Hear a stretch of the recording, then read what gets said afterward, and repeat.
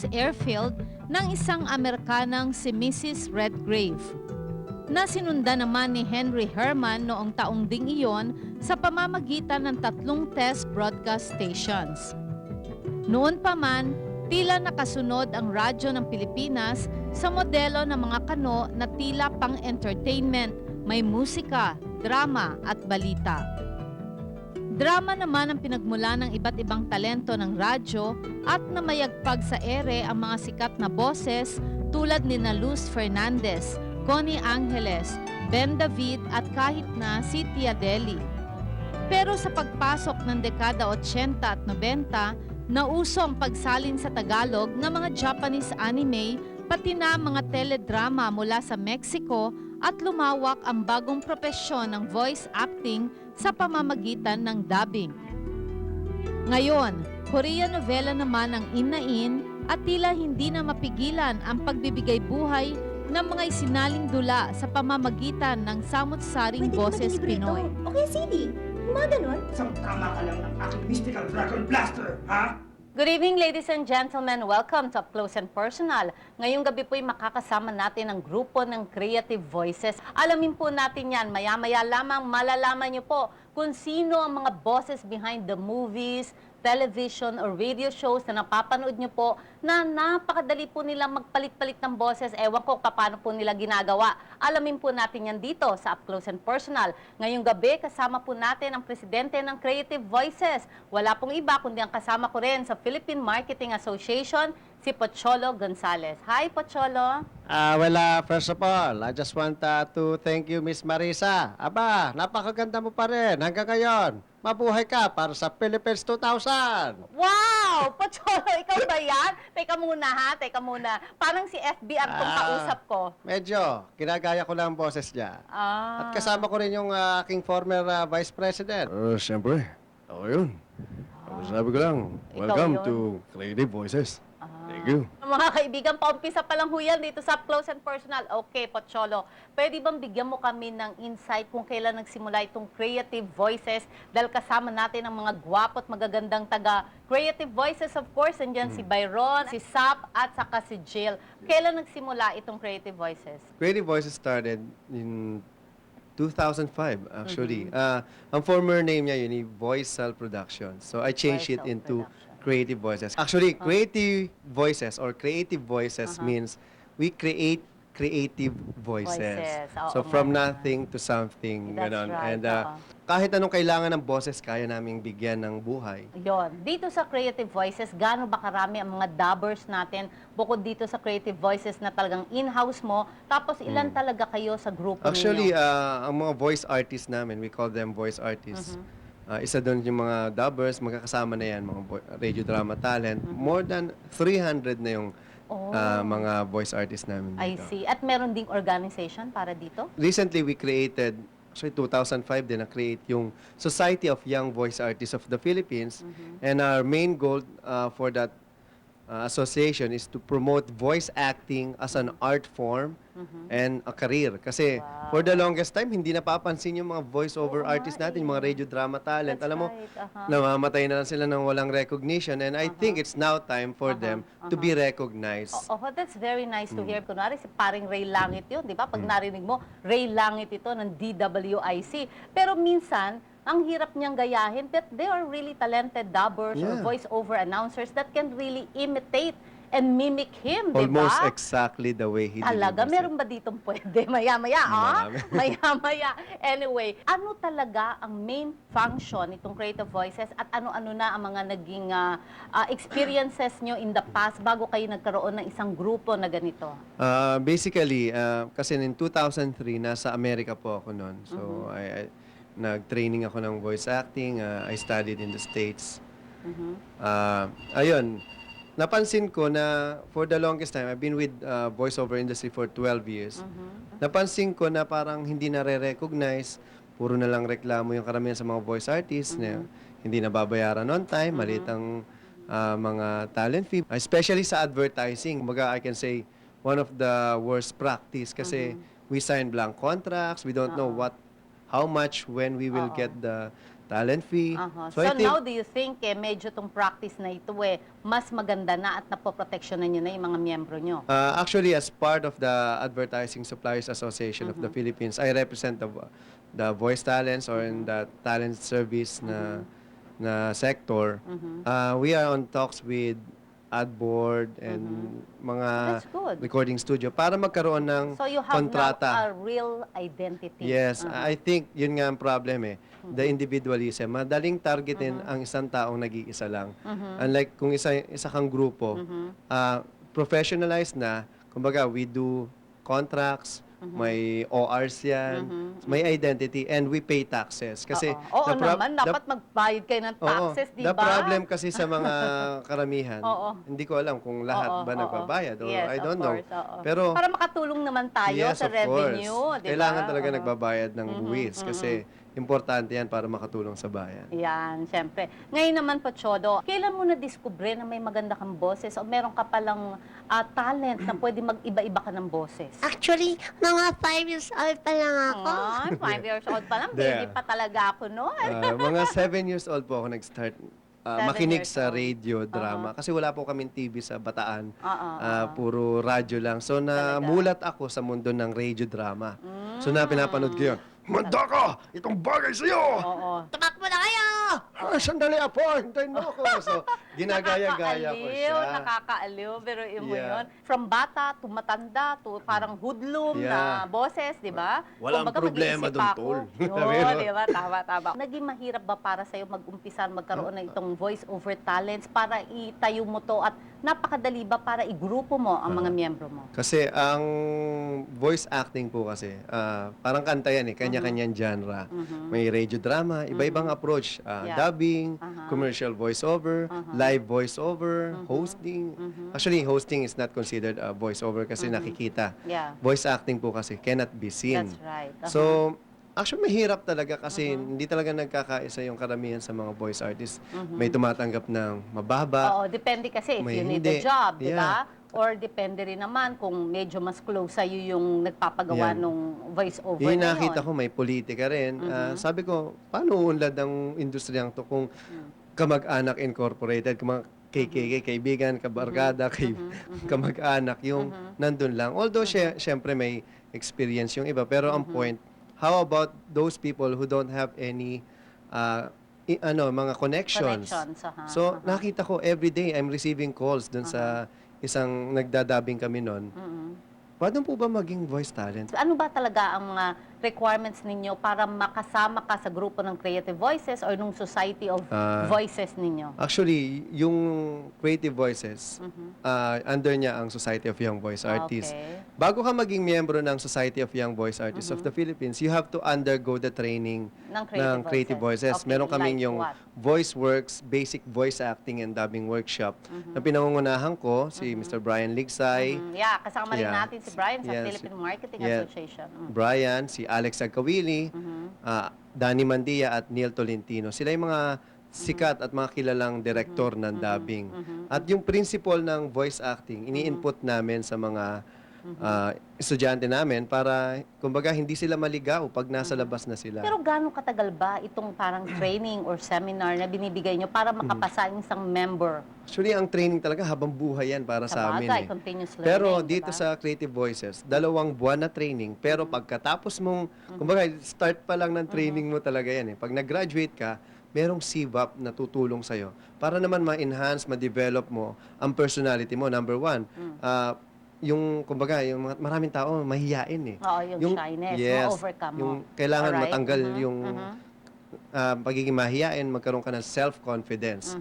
Yun, pinag-host namin sila sa malalaking event. Kasi I always believe na the only thing na Live matatanggal audience. ng kaba mo, doon mismo sa event. Yeah, at saka sa live audience talaga, sa Yeah. event itself. Kasi yung inyong confidence Yeah. 'di ba? Kailangan mabuo yung confidence na yun. Sa voice acting kasi kailangan yung pakiramdam mo, hindi ikaw yun Once na nasa likod ka ng mikropono, hindi na ikaw si Marisa, hindi na ako si Pocholo. Ako na yung karakter na pinoportray ko. Dapat. Parang sa pelikula yan, di Mm. ba? Those were the days na kung ano yung character ko, yun ang pinoportray ko. Yeah. Nakalimutan ko, ako pala yung Marisa. Dapat pala, kumbaga, kung Yeah. ako si Isabel, kung sino ako, yun yung portrayal Yeah, katulad ko. sa isang anime Tama. na ginawa ko, ako lahat. Ako yung principal, yung boss niya. My God. Ako nga pala ang principal dito. Kamusta kayo mga estudyante? Ako rin yung karakter na Kamo yung pangalan. Ako nga pala si Kamu. Kamusta ka na? Gaano Ako, karami ang isang portrayal mo na isang character na walang tayuan dito? I mean, sa isang portrayal, kunwari, isang anime, ilang character ang nagagawa mo? Depende, kasi para sa akin lahat kaya kong gawin. I And see. sa dubbing kasi, hindi namin nire-review script on the spot reading yan. Mm-hmm. Kung kailan mo di-deliver, doon mo lang siya babasahin. Ganun I see, kagagaling ang mga ganun. dubber. So wala nang review-review. Okay, Kasi matindi yun, automatic yun. Like sa Automatic. Transformer, ako yung nagboses sa Oo. kay Starscream. Yung pagbasa ko, Mr. Megatron, ano po bang ginagawa niyo dyan?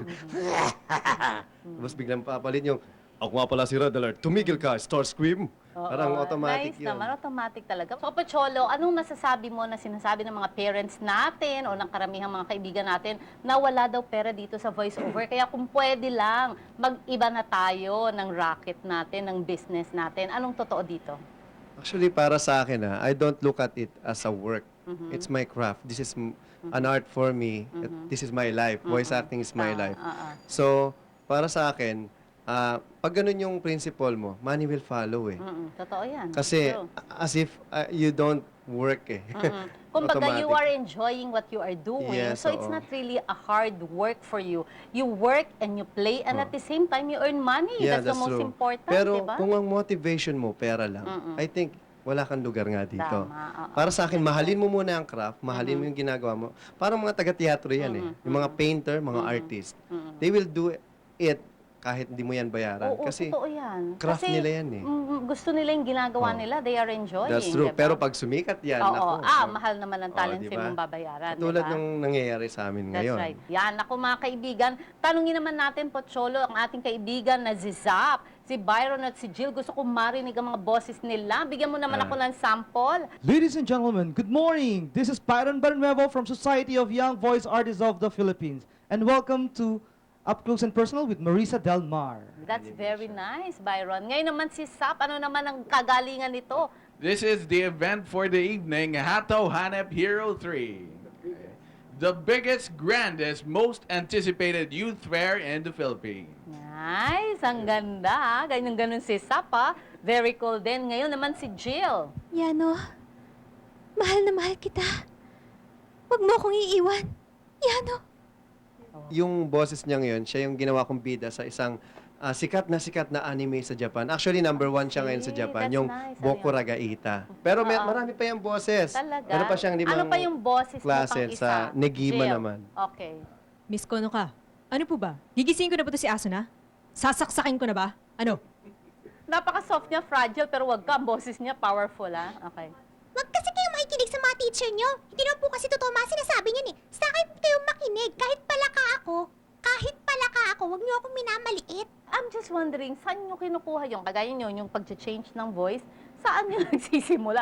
Saan actually, kinukuha yun, dun yung kagaya nga, ng ginagawa mo? Tinuturo namin yan sa training I namin. see. Yan tinatawag na vocalization, characterization. I see. Kasi parang kanta nga po yan, may Oo. nota ang May bawat. nota, parang do, re, mi, fa, sol. Di ba? Yan, Parang kunwari, ganun. simula ka Oo. do. Oh, so, maintain mo yung boses mo sa do. I Pwede na, see. dire-diretso na tayo mag-usap. Dire-diretso na yun, diba? ba? Fa, sol, at, ida. Di ba, Marisa? Oo. Ganyan. Oo. Stay mo lang din yung boses mo. Pwede ka na magsalita. Oo nga naman. Nakakatuwa Ganun yan. naman. Talaga naman, very realistic po mga kaibigan na pinag-uusapan natin. Pocholo, thank you very much for being Okay. with us dito sa Up Close and Personal. Of course, Byron, Sap, and Jill. Pero huwag muna kayong aalis dahil magbabalik pa po ang Up Close and Personal. Up close and personal, let's get to know the people who are here to show that there is something.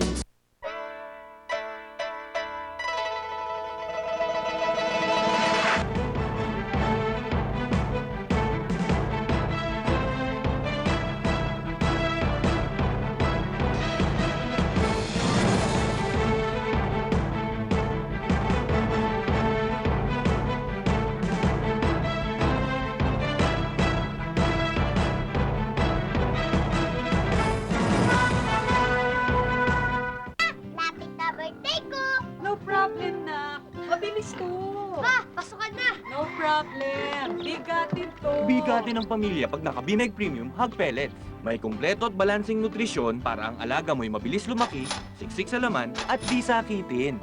Ito'y hango pa sa high-quality ingredients, kaya lahat ng pangangailangan may kasagutan. Ma! Papakasal na kami. Bigatin pa yan. Bimeg Premium. Bigatin! Oray, Sheila!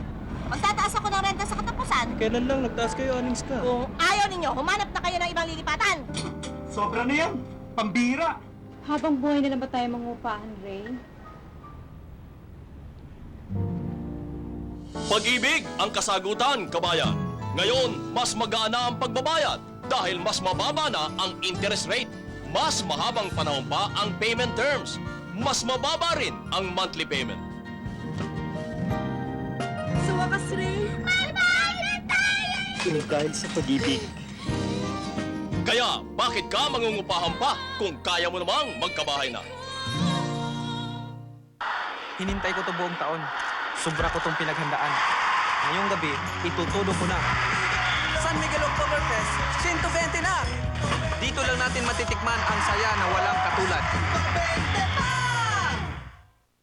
What secret? What's her What secret? is her secret? Do you know the secret? Yes. Do you know I the wanna know the secret? secret. I want to know the secret. When can we know What? the secret? When can How? we know the secret? When can we know the I can't secret? wait to I know. can't wait to know. I can't wait. Watch now, Watch now. as Marisa reveals her As secret. Marisa reveals her secret. Maybe the secret of being young, beautiful, and smooth.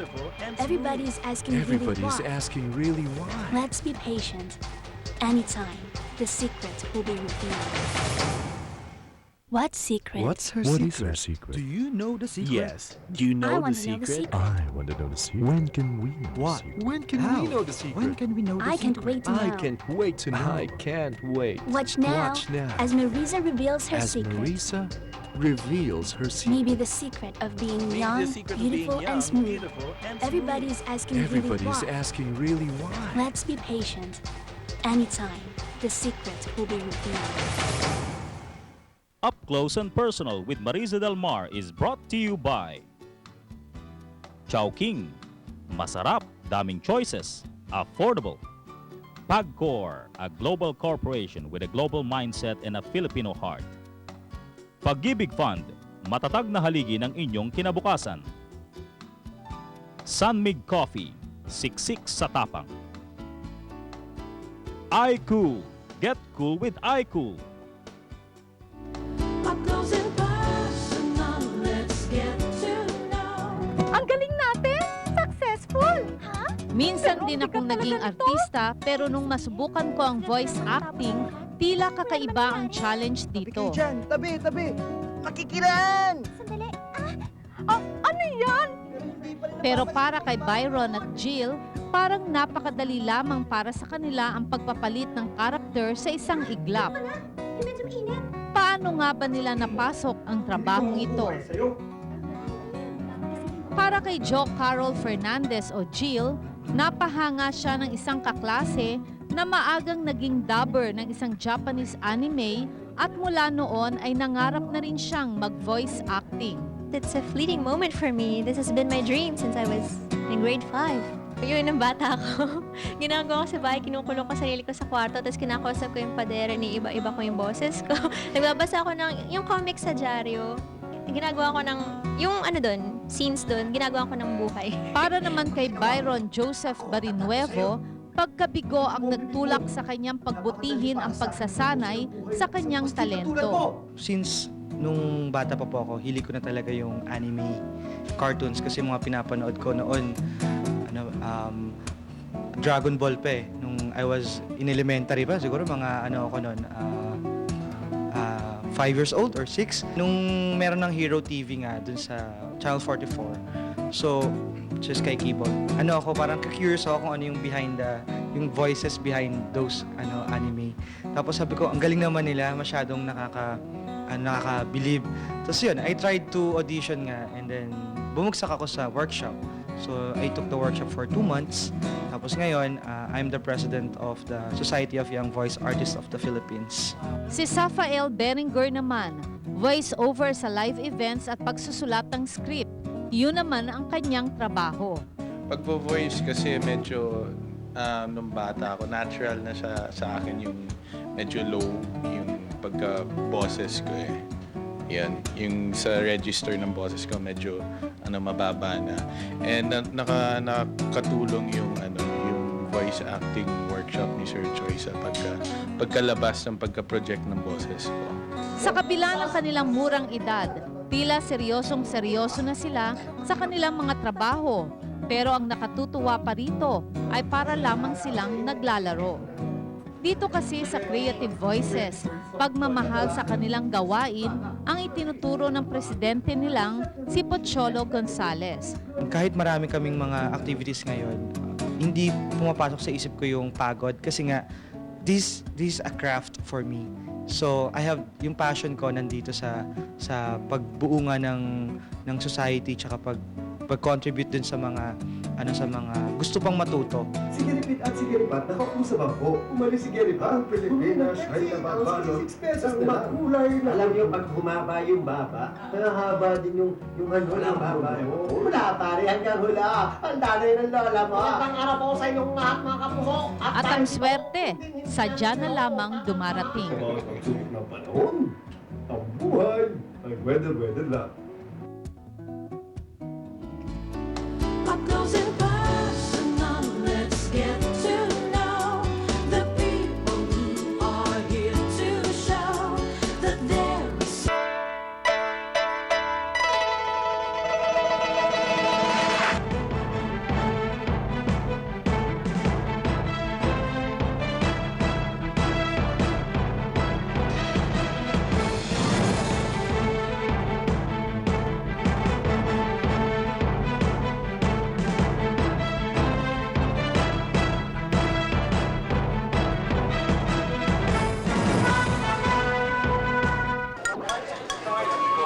Ang sarap! Jojo, must try this.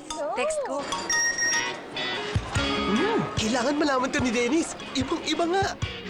Tingnan mo tong bagong Chowking Congee. Mas malasa nga. Sarap malaman. May meat, salted egg, at century egg. Oh, orange pa lang yan ha. Dami pang choices. Grabe, sarap! Hey, you should try tong bagong Chowking Congee. Congenista na ako. Hello? Na-vlog ko na yan, no? New Chowking Hong Kong Style Congee. Sarap starts at 39. Hinintay ko to buong taon. Sobra ko tong pinaghandaan. Ngayong gabi, itutudo ko na. San Miguel Oktoberfest, 120 na! Dito lang natin matitikman ang saya na walang katulad.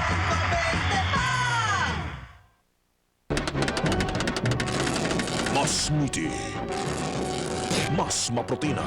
Kaya naman lalong mas masarap. Bagong Pure Foods Chinese Style Luncheon Meat. Dito ka na sa sigurado. Sarap.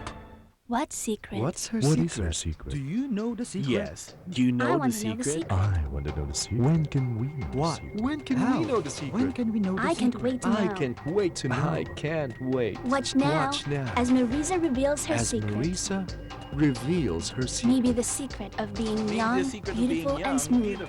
Everybody's asking Everybody's really why. asking really why. Let's be patient. Anytime, the secret will be revealed.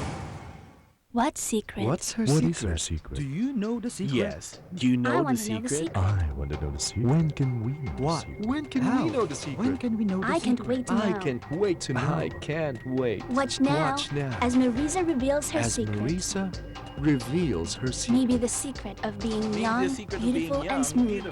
Everybody's asking Everybody's really why. asking really why. Let's be patient. Anytime, the secret will be revealed. Chinese General Hospital. Trust your heart to the experts. Dr. James Lee, Chairman and President, Philippine Chinese Charitable Association Incorporated.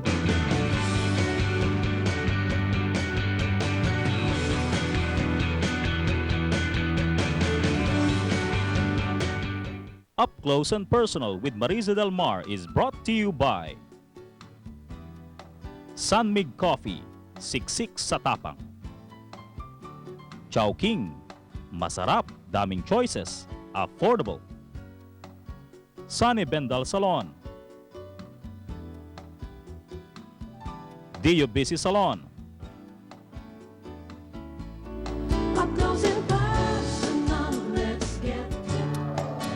Isang napaka-importanting instrumento ang ginagampanan ng public relations sa anumang larangan. Kaya naman, ang Rotary International District 3830 ay nagsagawa ng isang PR at Public Image Seminar kamakailan lamang sa Makati Sports Club.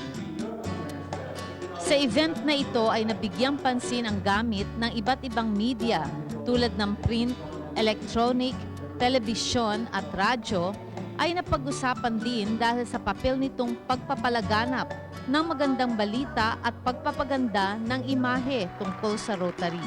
At dahil na rin po sa malawak nating karanasan sa mga larangang ito, ay naging panelist din po ang inyong lingkod. Rotary public image is very important, most especially if you are on television and on radio. Why? It is because this is the very medium that all of us can read, can watch, can listen, and everybody will be very much aware of what are the activities, the projects, the encouragement, and all the support that we Rotarians are giving to our list brothers and sisters. Naging matagumpay ang public image seminar, lalo pat nasanay ang mga participants sa workshop at naturuan silang gumawa ng club PR strategy nang sa gayoy maging epektibong PR person ang bawat isa para sa Rotary Club na kanilang kinakatawan. Mildred McAfee once said, "If you have a great ambition, take a big step as possible in the direction of fulfilling it. The step may only be a tiny one, but trust that it may be the largest one possible for now." Bawat isa sa atin ay masasabing kakaiba dahil na rin sa pinulang talino at talento na may kapal sa ating mga puso't isipan. Kasama na ang mga pangarap na magdadala sa mga taong kumokontra o umaayaw sa ating mga ambisyon. Pero wag sana nating pabayaang takot ang magpairal sa atin. Let us have the courage to take the bold step in fulfilling our dreams. Hanggang sa muli, ito po ang inyong kaibigan, Marisa Delmar. Magkita-kita po tayo sa susunod na Miyerkules, alas 10 ng gabi, dito pa rin po sa IBC 13. Good night!